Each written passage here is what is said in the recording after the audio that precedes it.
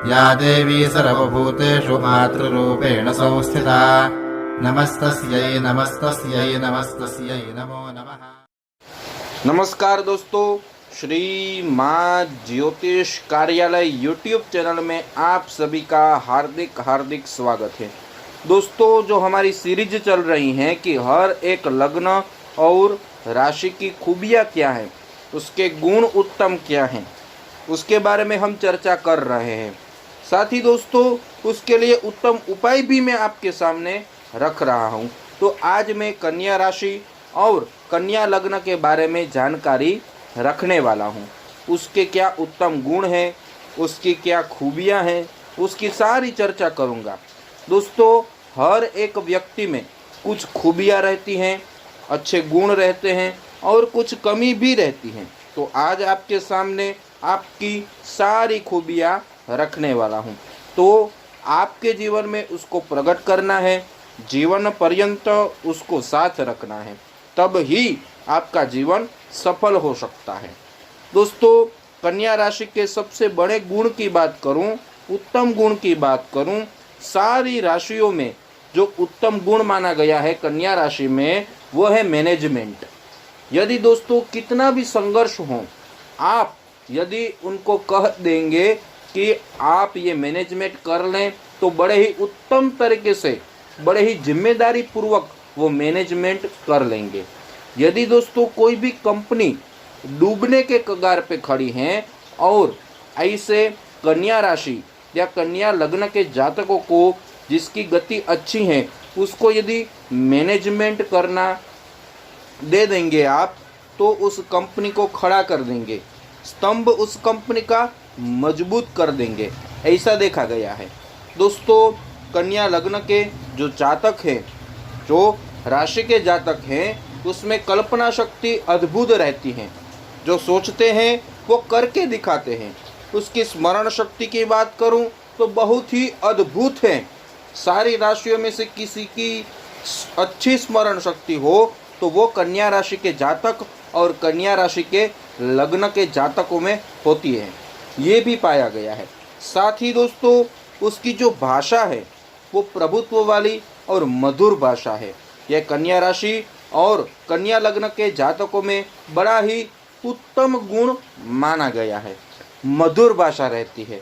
यदि दोस्तों ऐसा कहा जाए कि 10 व्यक्ति बैठे हैं और उसमें से किसी की राय लेने की ज़रूरत पड़े, तो कन्या राशि और कन्या लग्न वाले जातकों को आप खड़ा करेंगे तो इतनी मधुर भाषा में, मधुरता से, सौम्यता से, विवेक के साथ आपके समक्ष बात रखेंगे।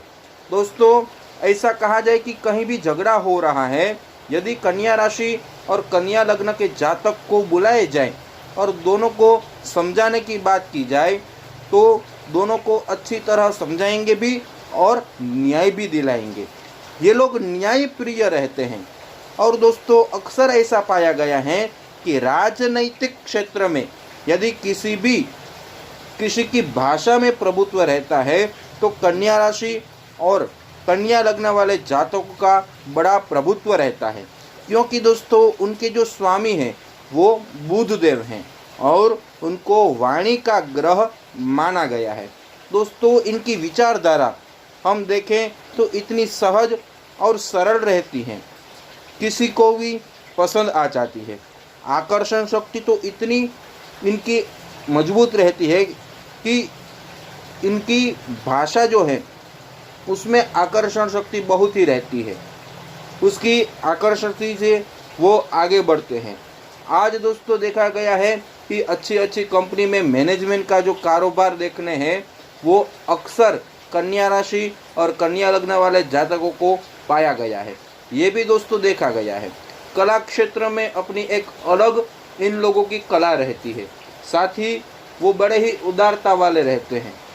ये लोग बड़े ही दिल वाले रहते हैं। शूरवीरता से वो चलते हैं। अपने संबंधों को बड़े ही सरलता से निभाते हैं। दोस्तों, भगवान की भक्ति करने में बड़े ही श्रद्धा रखते हैं। भगवान के ऊपर बड़े ही श्रद्धा रहती है। इन लोगों को बड़ा ही भाव रहता है। अपनी कुछ उम्र के बाद भगवान की भक्ति में लग जाते हैं। साधु संतों में अध्यापकों में भी ये देखा गया है कि कन्या राशि और कन्या लग्न के जातक बहुत ही पाया गया है। दोस्तों, ये लोग ज़्यादा दिखावा नहीं करते हैं, साथ ही वो क्या सोच रहे हैं, क्या करना चाहते हैं, वो किसी को पता नहीं चलता है। दोस्तों, आज मैंने आपके सामने कन्या राशि और कन्या लग्न के जातकों के बारे में संक्षिप्त में सब जानकारी रखने का प्रयास किया है। ऐसे ही मैं आपके समक्ष सभी राशि और सभी लग्न के बारे में संक्षिप्त में जानकारी रखने का प्रयास करूंगा। अब मैं दोस्तों आपके समक्ष उपाय रखने वाला हूं। तो उपाय यह है कि आपको ये उपाय बुधवार के दिन प्रारंभ करना है। आपको क्या करना है, बुधवार के दिन गणपति जी भगवान के मंदिर जाना है, गणपति भगवान के दर्शन करने हैं और उनको लाल पुष्प की माला आपको अर्पित करनी है और 5 लड्डू का भगवान को भोग अर्पण करना है और भगवान के सामने ही बैठ करके आपको 11 गणपति अथर्वशीर्ष के पाठ करने हैं। दोस्तों, आप बड़ी श्रद्धा से, विश्वास से और भावपूर्ण ये उपाय करेंगे तो मुझे लग रहा है कि आपको इसका जरूर से श्रेष्ठ परिणाम प्राप्त होगा। दोस्तों, मुझे लग रहा है कि आपको ये वीडियो बहुत ही पसंद आया होगा। यदि ये वीडियो आपको पसंद आया हो तो ज़रूर से लाइक का बटन दबा दीजिए। ये वीडियो अपने फ्रेंड सर्कल में ज़्यादा से ज़्यादा शेयर कीजिए और बेल आइकन को दबाना मत भूलिए। साथ ही मेरी चैनल को अभी तक सब्सक्राइब नहीं किया है तो ज़रूर से एक बार सब्सक्राइब कर लीजिए। और दोस्तों, यदि आप जन्म कुंडली का विश्लेषण करवाना चाहते हैं तो मैं यहाँ मेरे व्हाट्सअप नंबर रख दूंगा। आप उस पर अपनी जन्म तारीख, जन्म समय और जन्म स्थल भेज देंगे तो आपको फ़ोन पे नंबर, पेटीएम पे नंबर या गूगल पे नंबर या अकाउंट नंबर भेजा जाएगा। उसमें जो सुनिश्चित दक्षिणा की गई है वो आप भेज देंगे तो आपको आपके ही व्हाट्सअप नंबर पे अपनी जन्म पत्रिका भेजी जाएगी, जिसमें सरल उपाय होंगे, शास्त्रोक्त उपाय होंगे, आपको क्या उपाय करना चाहिए या पंडित जी के पास आपको क्या उपाय करवाना चाहिए, कौन से रत्न आपको धारण करने चाहिए, ये संपूर्ण विस्तार उस पत्रिका में आपको भेजी जाएगी। दोस्तों, आप जो हमें प्यार दे रहे हैं उनके लिए बहुत बहुत धन्यवाद। यूट्यूब के माध्यम से हमारी फिर से मुलाकात होगी। जय श्री कृष्ण, जय भगवती।